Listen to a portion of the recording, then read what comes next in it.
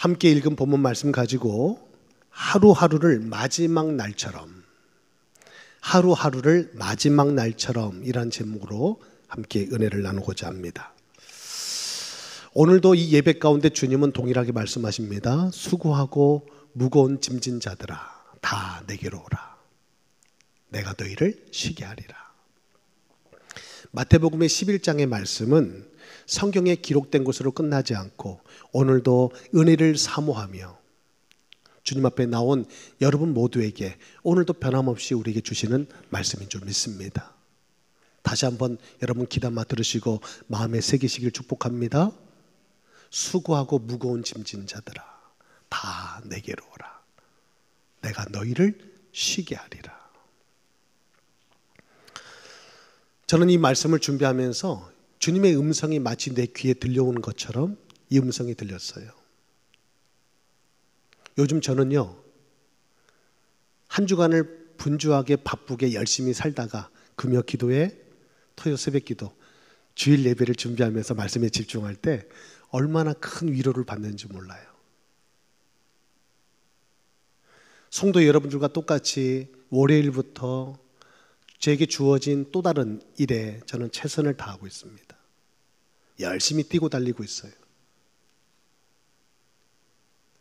그러다가 이제 목사의 직분을 감당하고자 이 사역을 준비하기 위해서 말씀 앞에 설 때 몸은 때로는 고단하고 피곤하지만 내 영은 얼마나 힐링이 되는지 모른다는 것입니다.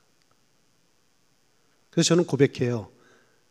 이 말씀과 우리가 하나님께 드리는 믿음의 예배의 시간은 내 영혼 육신의 힐링 타임이다. 할렐루야. 그런 마음과 간증을 가지고 이 말씀 앞에 서니까요, 그 음성이 들리더라는 거예요. 수고하고 무거운 짐진 자들아 다 내게로 오라. 내가 너희를 쉬게 하리라. 여러분 간절히 바랍니다. 오늘 이 한 시간 예배하러 나오셨는데 여러분 준비된, 그리고 주보에 지금 나온 순서대로 종교의식 절차가 진행되는 것을 구경하고 가지 마시고 여러분 오늘 이 말씀 속에서 때로는 기도와 찬양 속에서 내 지친 몸과 마음이, 내 영혼이 쉼을 얻고 돌아가시길 주님의 이름으로 축복합니다. 여러분 그래서 안식일이라고 하잖아요.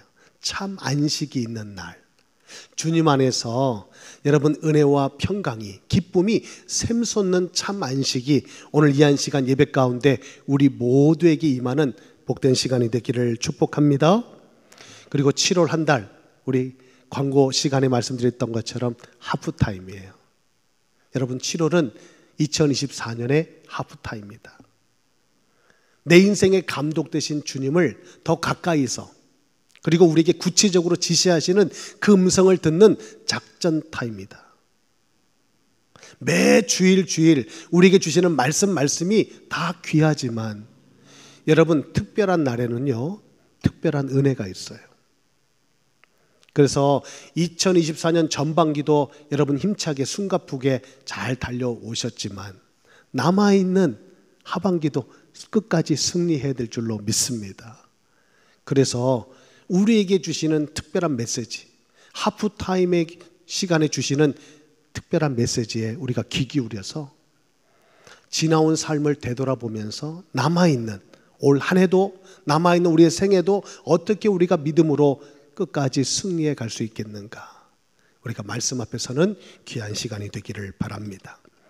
저는 기도하는 가운데 오늘 본문 말씀 다 보지 않았지만 베드로전서 4장 7절로 11절까지, 오늘 8절까지만 2절 봤는데요, 11절까지의 말씀을 가지고, 이 본문 가지고 우리 지난 6월 달에도 그랬잖아요. 시편 23편 가지고 우리가 4번에 걸쳐서 말씀을 나눴듯이 오늘 베드로전서 4장 7절에서 11절까지의 말씀을 가지고 3가지의 포인트로 여러분들과 함께 이 하프타임의 시간을 가져보려고 합니다. 오늘 그 첫 시간인데요, 하루하루를 마지막 날처럼 살자. 한번 같이 고백하실까요? 하루하루를 마지막 날처럼 살자. 아니 오늘 교회 처음 나왔더니 이름 무슨 뜬금없는 소리냐고요? 여러분 하루하루를 마지막 날처럼 사시길 축복합니다. 사실은 우리가 산다고 하는 것은요, 죽어가는 것입니다. 저와 여러분이 모를 뿐이지 우리 모두는 다 시한부 인생이에요. 뭐 암에 걸려서 어떤 질병에 걸려서 불치병에 걸려서 남은 날을 선고받은 그 인생만 시한부 인생이 아니라 우리 모두는 죽는 날짜를 정해놓고 산다니까요. 그 날을 모를 뿐이에요.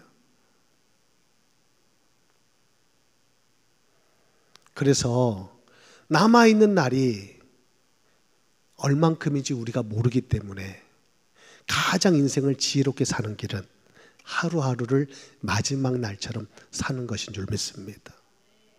그래야 인생에 후회가 없는 거예요. 그래야 오늘을 가장 가치 있게 의미 있게 살 수 있는 것입니다.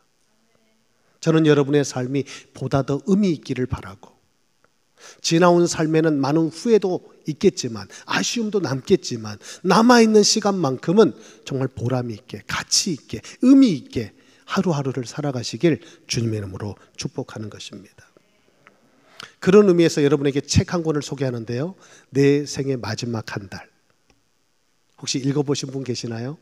내 생의 마지막 한 달. 이 책을 이번 7월 하프타임에 꼭 시간 내서, 여러분 돈 내고 여러분 시간 내서 이 책을 한번 꼭 읽어보시기를 권면드립니다. 내 생의 마지막 한 달. 정말 내 생의 마지막 한 달이 남았다면 여러분은 하루하루를 어떻게 살겠습니까? 여기에 대한 우리의 삶에 울림을 주는 귀한 책이라고 생각합니다.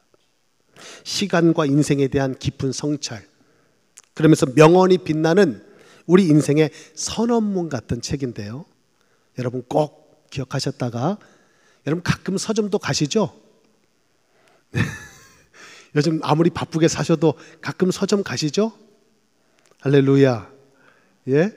가끔 책방 들리셔서 요즘은 어떤 책이 신간이 뭐가 나왔는지도 한번 둘러보시고, 또 마음의 감동이, 마음에 끌리는 책도 한 권씩 사서 여러분 짬짬이 시간 내셔서 책도 읽어보시면 마음의 양식이 되실 줄 믿습니다.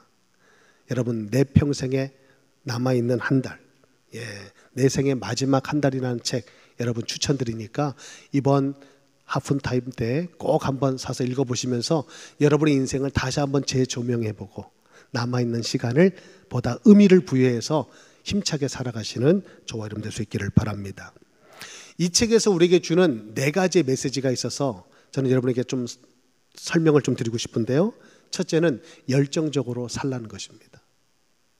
여러분 열정적으로 삶을 살아가고 계십니까? 여러분의 삶에 열정이 필요하다는 거예요.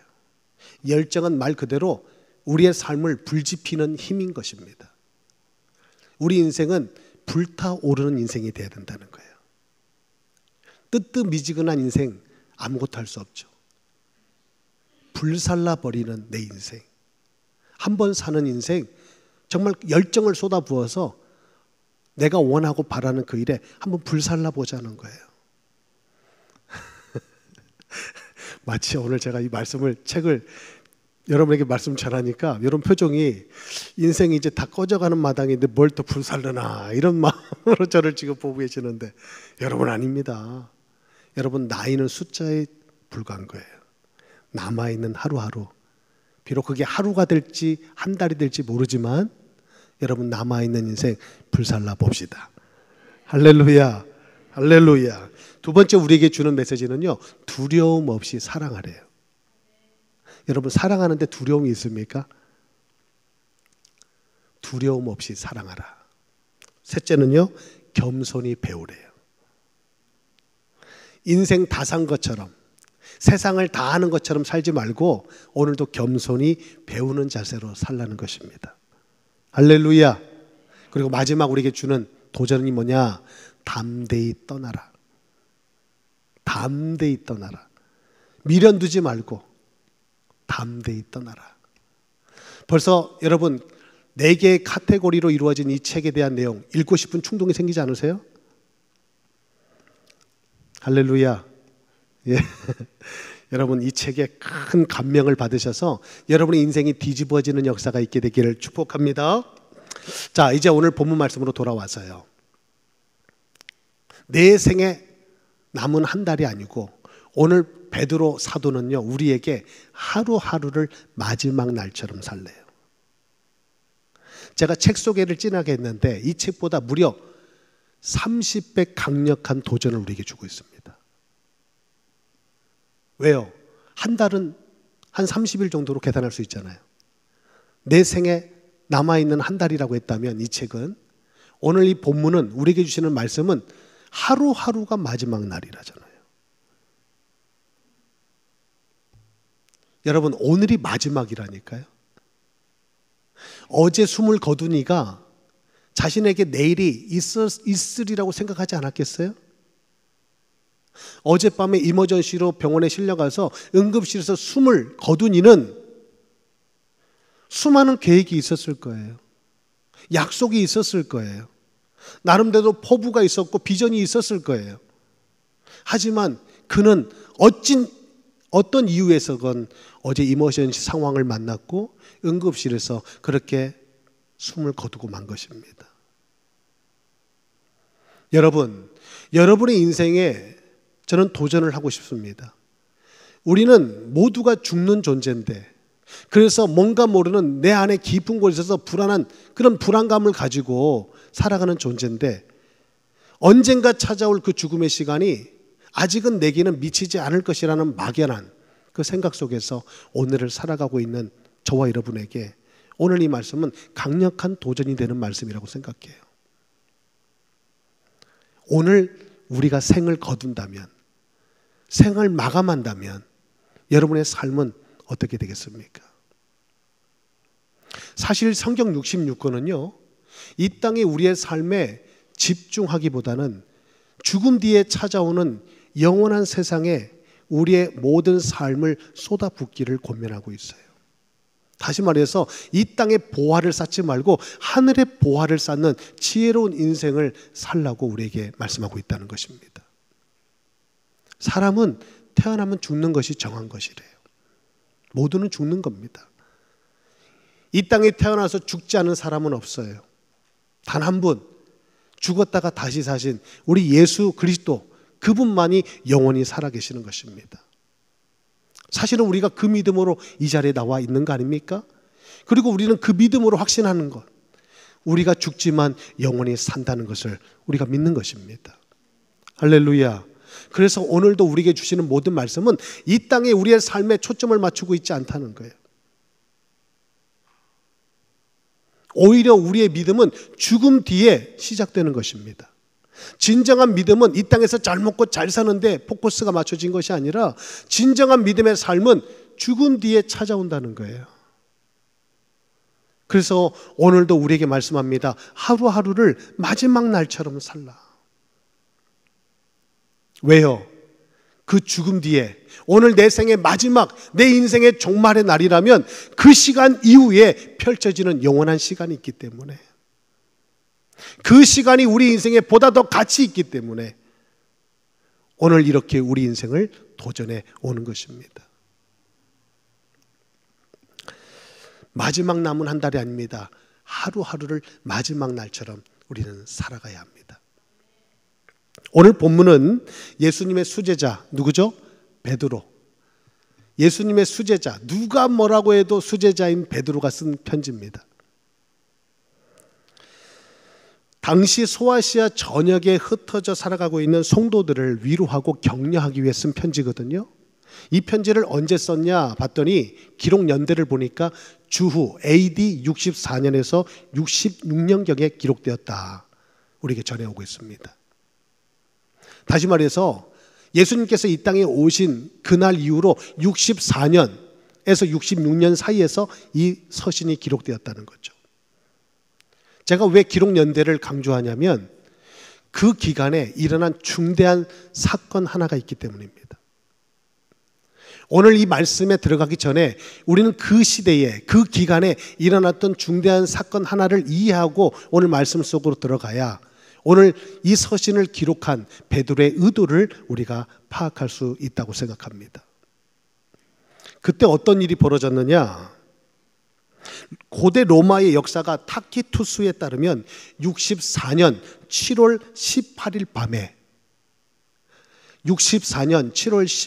18일 밤에 막시무스라는 대전차 경기장에서 대화재가 시작되었다라고 기록하고 있어요. 불은 바람과 상점의 물품에 번져붙어서 순식간에 건물 전체를 화염으로 감쌌습니다. 당시 많은 건물들이 목재로 건축됐고 주택 간의 간격이 너무 좁아서 한 번 화재가 나면 옆 건물로 옮겨 붙기가 너무 쉬웠어요. 그렇다면 반대로 진화는 너무 힘들었겠죠. 때문에 그날 밤에 일어난 화마는 도시 전체를 삽시간에 삼켜버렸습니다. 무려 그 불은 6일간 계속되다 7월 24일이 돼서야 진압이 됐어요. 7월 18일에 시작된 화재가 7월 24일 날 끝이 났다는 거예요. 한 도시를 그냥 불이 다 삼켜버린 거죠. 이것이 여러분 잘 알고 있는 로마 대화재 사건입니다. 이때 로마에 14개의 구역이 있었는데요. 4개 구역만 제외하고 3개 구역은 완전히 전소됐고 7개 구역은 상당한 피해를 입었다고 합니다. 이 화재로 수만 명이 부상과 장애를 입게 되었고 수십만 명이 집을 잃었습니다. 하루아침에. 그런데 이때 더 충격적인 일이 벌어졌는데요. 그것은 이 화재가 그 당시 황제인 네로가 일으킨 화재다. 이렇게 의심하고 추측하게 된 이유가 있는데요. 그 당시에 네로는 그리스 문화에 취해서 로마가 너무 지저분하고 촌스럽다며 죄다 허물고 새롭게 단장해야 된다라고 주장을 일삼았기 때문입니다. 그래서 이 화재는 네로가 지시해서 일어난 화재다. 그래서 소문이 불일듯 일어나고 있었어요. 이때 네로는 대중의 의심을 다른 데로 돌리기 위해서 기독 신자들에게, 그 당시에 부정적인 인식을 갖고 있었던 기독 신자들에게 방화 혐의를 뒤집어 씌웁니다. 이 불은 그리스도인들이 불을 낸 것이다. 기독교인들이, 개신교, 유대교에서 파생된 개신교들이 그들이 그 당시에 가지고 있는 어떤 부정적인 인식에 반감을 가지고 화재를 일으킨 거다라고 뒤집어 씌운 거예요. 그래서 네로는 즉시 수많은 기독교인들에게 이 죄를 물어서 동물의 털을 뒤집어 씌우고 사냥개들에게 물려주게 만들고 굶주린 사자굴에 던져 밥이 되게 만들고 심지어 나무에 묶어서 기름을 부어서 불에 태워 밤거리에 인간 횃불로 삼았습니다. 온갖 말로 다 할 수 없는 고문과 핍박과 박해를 일삼았던 것이죠. 뿐만 아니라 십자가형에 수많은 기독교인들이 죽어간 것입니다. 왜요? 단지 예수를 믿는다는 이유로. 아무 죄가 없는데 예수를 믿는다는 이유로 그들은 그렇게 불에 태워서 사자굴에 사자밥이 되면서 그들은 그렇게 비참하게 죽어간 것이죠. 아무런 죄도 없는 기독교인들은 예수를 믿는다는 이유 하나만으로 국가적인 박해를 받은 것입니다. 여러분 생각해 보세요. 한 사람이 한 사람을 모함하고 괴롭혀도 힘든 일인데 아주 치밀하게 한 사람이 적으로 삼고 계속해서 나를 괴롭혀 온다면 얼마나 그 고통스러운 일이에요. 그런데 온 나라가 국가적으로 대대적으로 기독교인들을 박해하고 핍박하는 일에 모든 것이 총동원되었던 이 시대, 얼마나 고통스러운 시간이었겠냐 이거예요. 그런 시대적 배경 속에서, 그런 시대의 배경 속에서 베드로는 유럽 전역에 뿔뿔이 흩어져 살기 위해서는 흩어질 수밖에 없는 거예요. 도망칠 수밖에 없는 거예요. 그래서 유럽 전역에 흩어져 살고 있는 그리스도인들에게 이 편지를 보낸 거예요. 편지의 내용인즉슨 위로와 소망의 내용이었던 것입니다. 일단은 그런 박해와 극심한 고통 속에서 언제 죽을지 모르는 두려움에 휩싸인 그들에게 먼저는 위로의 말과 그리고 소망의 말을 전하기 위해서 이 편지를 썼다는 것입니다. 고난을 위로함과 동시에 앞으로 닥쳐올 또 다른 불같은 시험과 핍박을 잘 견디도록 권면하기 위해서 오늘 베드로 사도는 이 베드로 전서를 기록했다는 것이죠. 여러분, 우리가 역사를 보고 알고 있듯이 여러분, 교회 역사는요, 이런 핍박과 박해 속에서 일어났다는 사실을 우리는 기억합니다. 개인의 신앙뿐만 아니라 교회 역사가요, 모진 박해와 고난과 시련 속에서 불같이 일어났다는 사실을 우리는 기억한다는 것입니다. 초대교회, 지금 이 시대가 초대교회 시대 아닙니까? 초대교회에 닥친 혼란과 핍박은 오히려 교회를 더 튼튼하게 했고 강력하게 만들었다는 사실을 우리는 먼저 기억하면서 이 말씀 앞에 서야 할 것입니다. 여러분, 오늘 우리가 살아가고 있는 이 시대, 예수를 믿는다는 이유로 핍박을 받고 박해를 받습니까? 핍박이 없고 박해가 없는 시대를 우리가 살아가고 있는 거예요. 여러분, 시대를 잘 타고나는 것도 복입니다. 우리 개인의 인생이 얼마나 큰 복입니까? 일사후퇴 때 우리가 태어나지 않은 게 얼마나 큰 복입니까? 6.25 동란 때 우리가 태어나지 않는 게 얼마나 큰 복이냐 이거예요. 일제강점기에 우리가 태어나지 않는 것이 얼마나 큰 복이냐 이거예요. 시대를 잘 타고나는 것도 여러분 얼마나 큰 복입니까? 한번 입장을 바꿔놓고 생각해 볼까요? 그 당시에 이런 박해와 핍박이 있었다면 오늘 여러분이 가지고 있는 그 믿음을 지켜내겠습니까?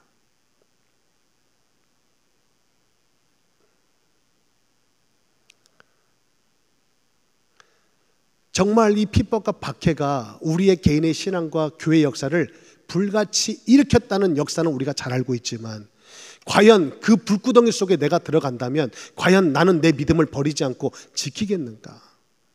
우리 자신에게 자문해 봐야 되는 거예요.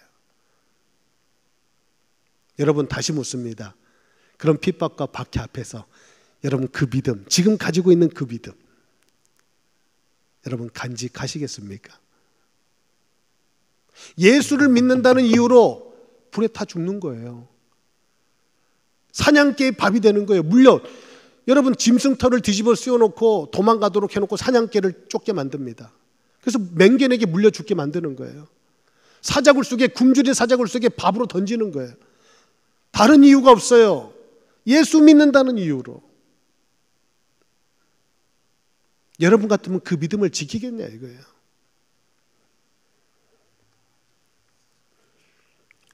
그런 시대적 배경 속에서 오늘 베드로가 전하고 있는 말이 뭡니까? 오늘 7절 말씀 다시 보실까요? 7절에 뭐라고 말합니까? 만물의 마지막이 가까이 왔다. 만물의 마지막이 가까이 왔으니 그러므로 너희는 정신을 차리고 근신하여 기도하라. 오늘 베드로가 말하고 있는 게 뭐예요? 지금은 말세다 이거예요. 말세다. 마지막 날이 가까이 왔다는 거예요. 여러분, 마지막 날에 우리가 더 정신을 차려야 돼요. 왜요? 그 당시에 수천 년 전에 일어난 이 시대의 그 박해와 핍박이 마지막 때가 되면 큰 환란이 되어서 우리에게도 도래하게 될 것이다. 성경은 예언하고 있기 때문에 그래요. 여러분, 성경은 거울입니다. 그 당시 초대교회 성도들이 지켰던 그 믿음을 따라서 우리가 걸어가야 될 길을 알려주는 이정표가 바로 말씀이 아닙니까? 아, 초대교회 성도들이 그랬구나 저랬구나 그것을 듣고 흘리는 것이 아니라 그들의 믿음이 어떻게 우리에게 전수되었는지를 알고 마지막 때를 살아가고 마지막 중에 마지막 말세 지마를 살아가는 우리의 성도된 우리의 삶은 또 어떠해야 되는지를 이 말씀을 통해서 교훈을 얻어야 되는 것입니다. 이건 남의 얘기가 아니에요. 오늘도 교회를 통해서 하나님의 역사가 이 땅 가운데 이루어져 가는데 하나님은 이 교회를 세워가시는데 아이러니하게도 세상의 핍박과 박해를 당하도록 하나님은 내버려 두신다는 거예요. 우리 하나님은 그 시대에 그 고통과 환난과 핍박을 당할 때 무엇을 하셨는가? 어디 계시는가? 하나님은 살아 계시기는 하는가?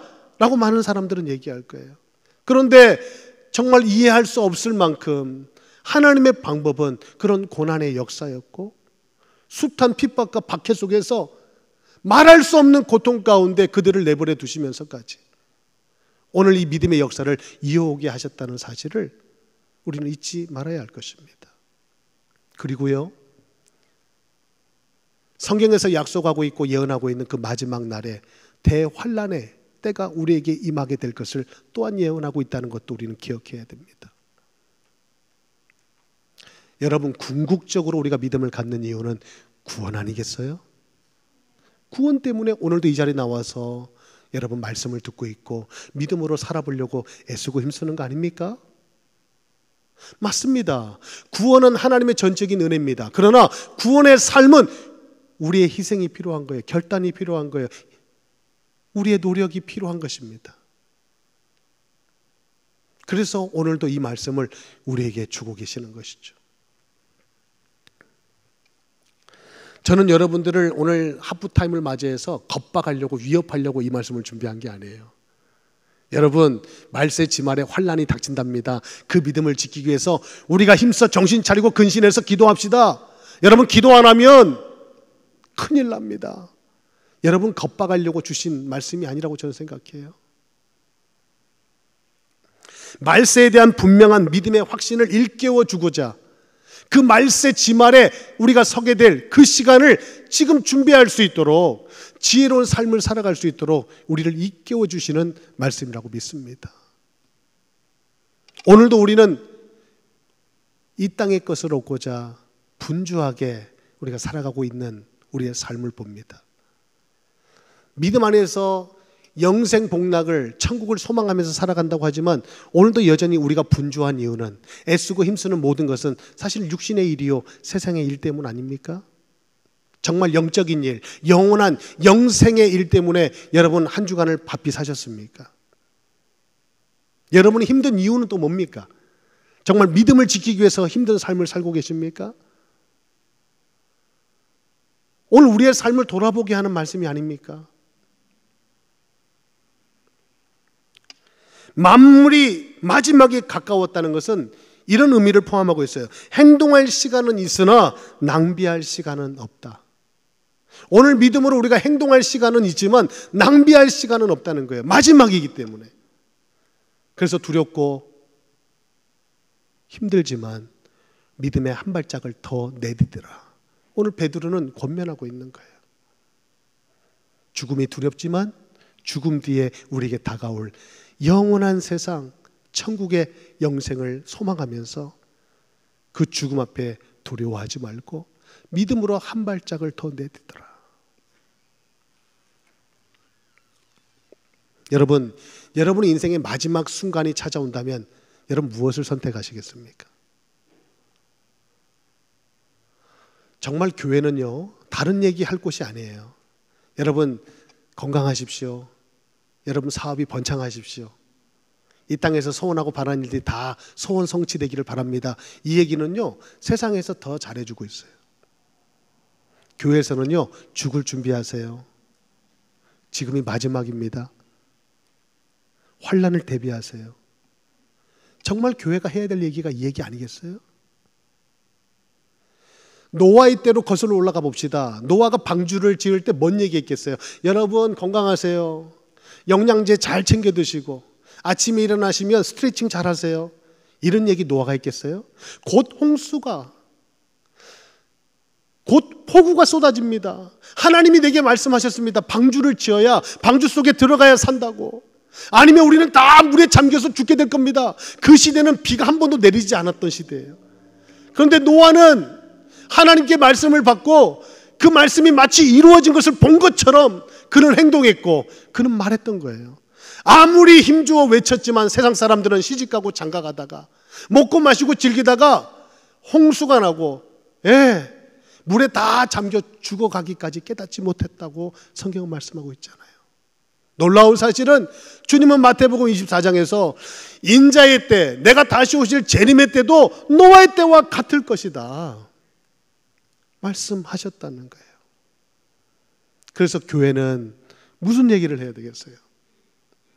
여러분 하프타임, 7월 하프타임을 맞이해서 무슨 얘기를 듣고 싶습니까? 후반전은 잘 될 겁니다. 쉬울 겁니다. 여러분의 삶에 더 평안함이 있을 것이고 여러분이 바라고 원하는 일은 다 성취될 겁니다. 그러니 너무 염려 마시고 안심하시고 그렇게 여러분 그 자리를 버티시면 됩니다 라고 여러분들에게 말했으면 좋겠습니까? 그렇지 않아요. 우리의 삶은 그렇지 않습니다. 오죽했으면 이 세상을 두고 장망성이라고 하겠어요? 죄로 말미암아 하나님의 심판 앞에 있는 이 세상을 두고 장망성이라고 하잖아요. 장차 망할 성. 우린 그곳에서 소망의 탑을 쌓고 있는 거예요. 내 인생도 종말의 시간이 찾아오고 이 세상에도 종말의 시간이 있다는 거예요. 그게 성경의 이야기 아닙니까? 우리는 믿고 싶지 않은 얘기잖아요. 오늘 여러분이 쌓아 올리고 있는 소망의 탑이 무너진다는 건 상상도 하기 싫잖아요. 어떻게 우리가 살아가고 있는데, 어떻게 내가 이룬 것인데 그것이 무너지다니. 여러분이 이 세상에서 이룬 것 중에 가장 귀한 게 뭡니까? 내 인생의 마지막 순간이 찾아왔을 때 여러분 그거 붙들고 미련이 남을 것 같아요? 결코 그렇지 않다는 거예요. 남은 시간이 우리에게 있을 때 오늘 이 말씀을 통해서 내 삶을 바로 보는 것이 참된 지혜인 줄 믿습니다. 세상은 오늘도 여기저기에서 세상이 말세지말이라고 이 말 저 말합니다. 거짓 선지자, 이단 사이비들이 득세하면서 사람들을 미혹하고 현혹합니다. 거기에 많은 사람들이, 알 만큼 아는 사람들이, 배울 만큼 배운 사람들이 현혹을 당하고 미혹을 당하고 있어요. 이해되지 않는 일들이죠. 왜 그럴까요? 우리는 알지 못하는, 해결할 수 없는 불안감이 내 안에 내재되어 있기 때문에 그래요. 왜요? 죽는 줄 알거든요. 우리는 죽는 줄 알아요, 본능적으로. 그리고 세상이 일어나고 있는 일들을 보면서 마지막이라는 것도 알고 있어요. 하지만 외면한 척, 모른 척, 그런 일들이 내게 미치지 않는 것처럼 오늘을 살아가고 있지는 않습니까? 그래서 오늘 베드로 사도는 우리에게 권면하는 거예요. 초대교회 성도들에게 권면하는 것이 아닙니다. 오늘 이 시대를 살아가는 우리 성도들에게, 하나님을 믿고 예수님을 믿는다고는 우리들에게 오늘 권면하고 있는 말씀이에요. 정신을 차려라, 근신하라, 이 말을 해석해 보니까요, 정신 차리라는 것은 미친 것에 반대되는 맑은 정신을 말하는, 좀 표현이 격합니까? 여러분, 정신 차려라 이 말이 미치지 말라는 얘기래요. 세상에 미쳐 살아가는 우리에게 정신 차려! 미치지 않는 맑은 정신 상태, 이게 오늘 정신 차리는 상태래요. 그 다음에 근신하라 이 말은 술 취함과 반대되는 깨어있는 정신 상태. 여러분, 오늘 베드로가 외치고 있는 이 말, 왜 그는 피를 토하는 심정으로 이 말을 했을까요? 자신이 그 실패의 쓴 잔을 맛봤기 때문에 그래요. 정말 기도해야 될 시간에 깨어 기도하지 않으므로 예수님을 부인할 수밖에 없었던 그 실패의 자리에 그가 섰잖아요. 겟세마네 동산에서 시험을 이기기 위해서 기도하라, 주님이 말씀하셨건만 그는 육신의 피곤함에 젖어 기도하지 못하고 졸지 않았습니까? 결국에는 호언장담했던 자신의 말을 뒤집고 예수님을 3번 부인했던 그 실패의 쓴 잔을 그가 마시게 되었잖아요. 정신 차려라, 근신하여 기도하라. 만물이 마지막 때가 되었다. 오늘 베드로는요, 피를 토하는 심정으로 이 말을 전했을 거예요. 여러분, 한번 경험한 사람, 실패를 경험한 사람이 한 말은요, 여러분 잘 들으셔야 돼요. 그 말에는 큰 울림이 있고 지혜가 있기 때문에 그래요. 지혜로운 사람은 그 실패를 경험하지 않고 오늘 이 말씀을 듣고 깨닫는 자가 지혜로운 자라면, 미련한 사람은 당해봐야 하는 거예요. 답이 없는 사람은 당해도 몰라요. 오늘 귀한 은혜가 우리 모두에게 있어 우리의 삶을, 남아있는 우리의 생을 믿음으로 다시금 재해석하는 귀한 시간이 되기를 축복합니다. 한 가지만 더 말씀을 드리고 마치겠습니다. 오늘 8절 뭐라고 얘기합니까? 무엇보다도 강조하고 있죠. 뜨겁게 서로 사랑할지니 사망은 허다한 죄를 덮느니라. 베드로는 기도하라고 강조했고요. 두 번째로 사랑하래요. 여러분, 신앙생활하기 쉽지 않잖아요.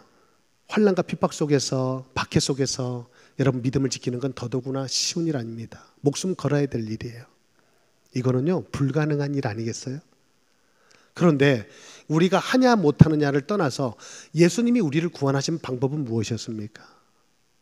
하나님이 나를, 죄인된 나를 구원하신 방법이 뭐였죠?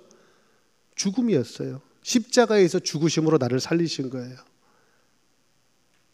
그래서 로마서 5장에 보면 그 십자가가 나를 향하신 하나님의 사랑의 징표래요. 얼만큼 나를 사랑하셨으면 그 아들을 십자가에 못 박으시기까지 나를 사랑하셨냐고요. 여러분, 사랑은 그래서 능력이래요. 부모가 자식을 위해서 희생하면서 이유 조건 따지지 않고 소위 말하는 등골 빠지게 고생이 고생인 줄 모르고 살아가는 이유가 뭐예요? 사랑 아니에요. 사랑이에요. 하나님이 나를 왜 구원하셨다고요? 사랑이에요. 하나님이 세상을 이처럼 사랑하사 독생자를 주셨다고 하잖아요. 여러분, 하나님의 사랑이 너무 거리가 멀어서 이해가 안 되면 부모 사랑을 좀 헤아려 보세요. 나한테 뭐 이거 해줬네 저거 해줬네 하지 말고 부모님의 사랑을 생각해 보라는 거예요. 자, 뒤집어 볼까요? 여러분, 신앙생활 힘들죠? 오늘도 이 말씀 듣고 있는 것도 쉽지 않을 거예요. 그리고 한 주간 믿음으로 살아간다는 게 쉽지 않을걸요? 그런데 어떻게 우리가 믿음으로 사는 것도 힘든데 믿음으로 헌신하고 사명을 감당합니까? 제가 5학년짜리 학생에게 그 지혜를 얻었어요. 저희 막내딸이 한성이가 아무 짬도 모르고 대답한 것 같은데 거기에는 큰 울림이 있는 메시지가 있더라고요. 한성아, 너 성경 보고, 너 필사하고, 너 교회 가서 헌금하고, 신앙생활 찬양팀에서 드럼 치는 거 어렵지 않아? 힘들지 않아? 친구들하고 놀러 가고 싶지 교회 가서 주일마다 예배 드리는 게 어렵지 않아? 라고 얘기했더니 뭐라고 대답했을 것 같아요? 사랑하면 쉬워. 사랑하면 쉬워. 나 하나님 사랑해. 여러분, 5학년짜리가 하는 말을 우리 마음에 새겨야 될 것 같아요. 사랑하면요, 여러분 그런 경험들 있잖아요. 우리 제임송 집사님 지금은 뭐 어떤지 모르겠지만 그때는 사랑했잖아요. 물불 안 가리고 덤볐잖아요. 인생 걸었잖아요. 아, 이 사람 아니면 내가 죽겠거니 하고 내 인생 걸었더니 이놈 때문에 죽겠다고 하지만 사실상 사랑 때문에 우리가 가정을 이루고 오늘까지 그 가정을 삶을 지키고 살아온 거 아니겠어요? 사랑이에요. 사랑입니다. 근데 놀라운 사랑에는 더 큰 능력이 있는 게 허물을 덮어버리는 거예요. 여러분, 사랑하는 사람의 수치를 자꾸 들추는 건 사랑이 아니에요. 사랑이 아니에요. 우리 하나님은 내 억만죄악의 그 죄악을 다 덮어버린 거예요. 십자가로. 은혜로 덮어버려서 우리를 구원하신 거예요. 할렐루야. 오늘부터 이 시간 주님의 이름으로 축복합니다. 아내의 허점이 눈에 보이거든 사랑이 식었다고 체크하시고, 그렇죠, 남편의 허물이 자꾸 눈에 들어오거든 지적하기 전에 사랑이 식었다고 생각하시고 회개기도부터 하시고 지적하시기를 바랍니다. 허물을 덮는다 이거예요. 허물을 덮는다. 여러분, 이 7월 한 달 하프타임 열심히도 살아야 되고 최선도 다해야 되지만 하나님의 그 사랑의 임재 가운데 여러분 들어갈 수 있기를 축복합니다. 그리고 기도요, 내 힘으로 못해요. 성령이 내 안에서 불일 듯 기도할 마음을 주실 거예요. 여러분의 인생에 놀라운 은혜가 지혜가 임하는 복된 한 달이 되기를 주님의 이름으로 축복합니다.